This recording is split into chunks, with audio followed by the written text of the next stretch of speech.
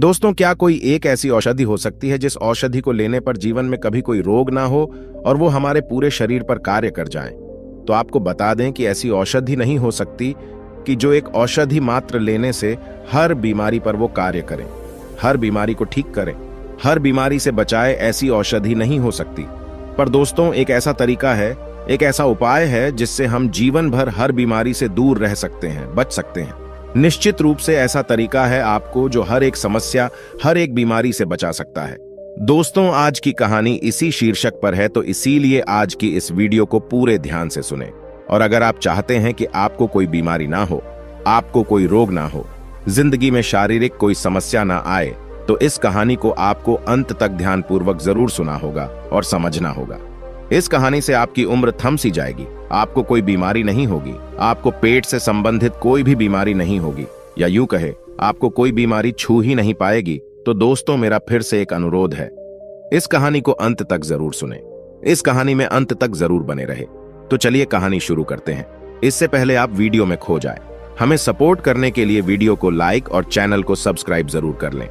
एक बार एक आदमी जो हमेशा बहुत बीमार रहता था, वो एक दिन आयुर्वेद के बहुत बड़े गुरुजी के पास जाता है और गुरुदेव से पूछता है कि हे गुरुदेव, क्या कोई ऐसी औषधि है?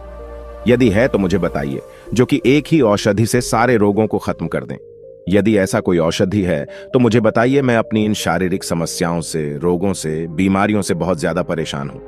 तब गुरुदेव बोले, अगर तुमने ये पूछा होता कि क्या कोई ऐसा उपाय है जिन्हें करने से सारे रोग खत्म हो जाए, तो मैं कहता हाँ, ऐसा उपाय है। पर एक ही औषधि जो अनेक रोगों में, बीमारियों में काम करे, ऐसी कोई औषधि बनी ही नहीं है।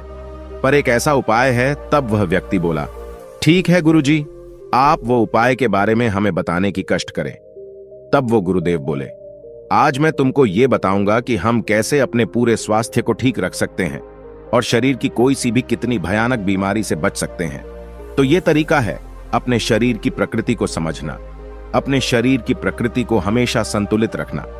इससे आपका बल भी बढ़ेगा, सौंदर्य भी बढ़ेगा, हर प्रकार से आपको इससे लाभ मिलने वाला है। तो आपको करना क्या है? वात, पित्त और कफ, इस सिद्धांत को अच्छे से समझना है। फिर गुरुवर उस व्यक्ति से कहते हैं कि पहले सिद्धांत में आप ये समझो कि हमारे शरीर की प्रकृति कैसी है, प्रकृति के लक्षण क्या होते हैं, असंतुलित है तो उसे कैसे संतुलित किया जा सकता है। फिर वो गुरुवर बोले, सबसे पहले तुम्हें यह समझना चाहिए कि वात प्रकृति की स्थिति में आपके बालों पर, आपकी आंखों पर और आपकी त्वचा पर प्रभाव पड़ता है। आपके बाल रूखे होने शुरू हो जाते हैं और झड़ने लगते हैं, और जब आपके बाल झड़ने लगते हैं तो आप कई तेलों का प्रयोग करते हैं, विभिन्न प्रकार की औषधियों का प्रयोग करते हैं, लेकिन तब भी लाभ नहीं हो रहा है, तो समझ जाना कि वात आपका प्रकोपित हो रहा है। वात रोग में आपकी समस्या है। आंखों की रोशनी कम होने लगती है, त्वचा जो है आपकी वो रूखी होनी शुरू हो जाती है, सुखी हो जाती है, और त्वचा व चेहरे पर झुर्रियां पड़ने लगती है। यह सब वात का प्रभाव होता है। तो अगर आपके साथ ऐसा हो रहा है तो आप समझे कि यह वात का प्रभाव है। वात आपके शरीर में असंतुलित हो रहा है। अगर आपको जोड़ों में दर्द होता है, कमर में अकारण ही दर्द हो जाता है, तो यह सब वात के प्रभाव के कारण ही हो रहा है। और भूख इन लोगों को अच्छी लगती है, सामान्य लगती है, बहुत अधिक नहीं, बहुत कम नहीं, लेकिन इन लोगों को गैस की समस्या, पेट जैसे फुला फुला अनुभव होना और डकारें आना, ऐसी परिस्थितियां इनको बनती हैं। और अधोमार्ग से वायु का निष्कासन ज्यादा होता है, इस प्रकार की स्थिति बनती है। और साथ ही कॉन्स्टिपेशन यानी कब्ज की समस्या इनको रहती है, क्योंकि वात जो है वो सुखाती है, वो मल को भी सुखा देती है। वात का जो मुख्य स्थान होता है वो आपकी आंतें होती है, और ये यहाँ पर मल को सुखा करके कॉन्स्टिपेशन की समस्या खड़ा करती है।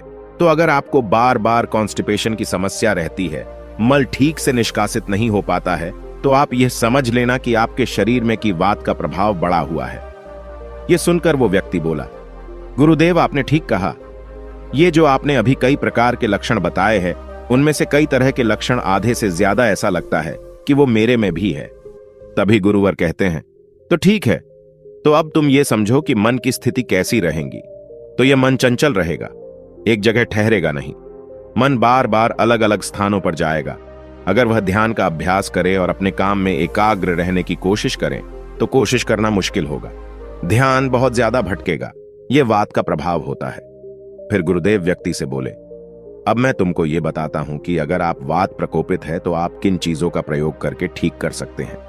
तो आपको मुख्य रूप से बासी भोजन और भारी भोजन का त्याग करना है। जब आप ज्यादा मात्रा में भोजन कर लेते हैं तो आपके पेट पर दबाव बनता है, भोजन सड़ता है और वहां से वात बनना शुरू हो जाता है, और जो आपकी पाचन शक्ति है वो भी मध्यम हो जाती है, वो भी तेज नहीं होती है। ऐसा नहीं होता है कि वह कुछ भी पचा लेगा, तो आपको भारी भोजन नहीं करना है, गरिष्ठ भोजन नहीं करना है, हल्का सुपाच्य और संतुलित भोजन करना है। अब बात करते हैं कि वात को खत्म कैसे किया जा सकता है। इसमें आपको गाय के देसी घी का प्रयोग करना है। जब आप गाय के देसी घी का प्रयोग करते हैं तो इससे आपके वात का प्रभाव कम होता है, और साथ ही साथ आप तिल के तेल का प्रयोग करें। तिल का तेल आप भोजन में प्रयोग कर सकते हैं। तिल के तेल की आप शरीर में मालिश करते हैं तो वो भी अत्यंत लाभकारी होगा। और जब आप तिल के तेल को रात्रि में सोने से पहले 1 चम्मच मात्रा में लेते हैं तो वह कॉन्स्टिपेशन के लिए भी अच्छा है और आपके वात के प्रभाव को शांत करने के लिए भी अच्छा है। व्यायाम इसमें कितना करना है? तो आपको बहुत ज्यादा व्यायाम नहीं करना है। अगर आप हल्का व्यायाम करते हैं तो वात की स्थिति में आपको जरूर लाभ होगा। अब आगे बढ़ते हैं कि अगर कि पित्त के लक्षण हो तो उसे कैसे संतुलन करते हैं, क्या करना है। तो पित्त के लक्षण में बाल सफेद होते हैं। वात की स्थिति में बाल झड़ते हैं तो पित्त की स्थिति में बाल सफेद होते हैं। बाल अगर आपके सफेद हो रहे हैं तो समझ जाइए कि पित्त का प्रभाव आप में बढ़ा हुआ है। चेहरे पर कील, मुहासे, फोड़े, फूंसी की समस्या और पिंपल की समस्या इन लोगों में ज्यादा रहती है। साथ ही जो ये लोग भोजन करते हैं, अगर उसमें मिर्च मसाले वाली सब्जी ज्यादा होगी तो यह और भी अत्यधिक नुकसान पहुंचाता है।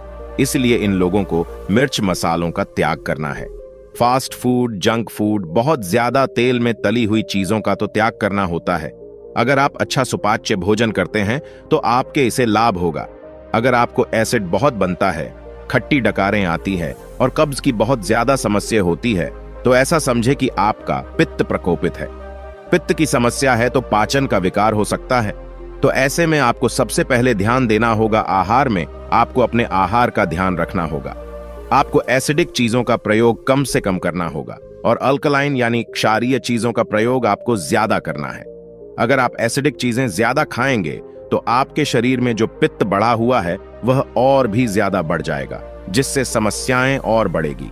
अगर आप एसिडिक चीजों की जगह एल्कलाइन चीजों को ज्यादा खाओगे, जैसे कि हरी सब्जियां, फल, फूल आपको ज्यादा खाना है, नारियल पानी पीते हैं, जूस पीते हैं, पेठे का जूस पीते हैं, लौकी का जूस पीते हैं, अगर आप ऐसी चीजों का सेवन करते हैं तो आपकी जो पित्त की समस्या है वो बहुत जल्दी ठीक होना शुरू हो जाएगी।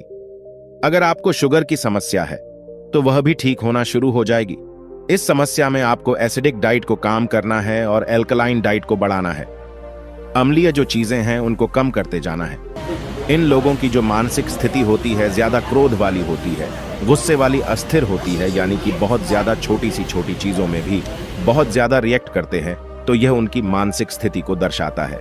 तो अगर इस प्रकार की आपकी मानसिक स्थिति बनी हुई है तो समझें पित्त प्रकृति का यह प्रभाव होता है। और फिर गुरुदेव बोले तो इस प्रकृति को ठीक कैसे किया जाए? तो इसका सीधा सा उपाय है गाय का मक्खन। अगर आप गाय का मक्खन प्रयोग करते हैं तो इसमें बहुत अच्छा होता है। गाय का घी, गाय का मक्खन, मिश्री मिलाकर उसका प्रयोग करने से आपको बहुत फायदा होता है। और साथ ही इसमें अधिक फल, सब्जियों का प्रयोग करना आवश्यक होता है। व्यायाम में आप समझे कि कुंजल क्रिया जो है वो बहुत अच्छी रहती है, यानी कि आपको पर्याप्त मात्रा में 3 से 4 ग्लास गुनगुना नमकीन पानी पी के उसके बाद आप उंगली को मुंह के अंदर डाल के कुल्ला करते हैं तो पानी बाहर आएगा। ये जो क्रिया है ये पित्त की अवस्था में बहुत काम आती है। ऐसे लोगों को ध्यान का अभ्यास और योग का अभ्यास भी करना चाहिए। इससे भी मन शांत होता है, गुस्सा कम होता है। मानसिक स्थिति जब शांत होती है तो पाचन पर भी उसका अच्छा प्रभाव पड़ता है। और आपकी जो अल्सर जैसी समस्या है, पित्त बढ़ रहा है, तो ऐसे में मानसिक समस्या इसे कम करने में आपकी मदद करती है। अब बात करते हैं कफ प्रकृति में क्या लक्षण दिखाई देते हैं। कफ प्रकृति को एक अच्छी प्रकृति माना जाता है। इसमें त्वचा बहुत अच्छी रहती है। इसमें आपकी त्वचा, आपकी आंखें और आपके बाल सब अच्छा रहता है। आपका पाचन भी ठीक रहेगा। बहुत ज्यादा भूख नहीं लगेगी, लेकिन सामान्य भूख लगेगी। लेकिन आप यह समझे जो आपकी कफ प्रकृति है, इसमें आप जो कुछ भी खाएंगे उससे आपका वजन बहुत तेजी से बढ़ेगा। आप में ओबेसिटी यानी कि मोटापे की समस्या रहने वाली है। जो म्यूकस है यानी बलगम वो बढ़ता है। खांसी, जुकाम की समस्या रहती है। ओबेसिटी के कारण होने वाली जो भी बीमारियां हैं जैसे कि डायबिटीज इत्यादि की दिक्कत प्रधानता में रहती है। यह कफ प्रकृति के व्यक्तियों में अधिक रहती है।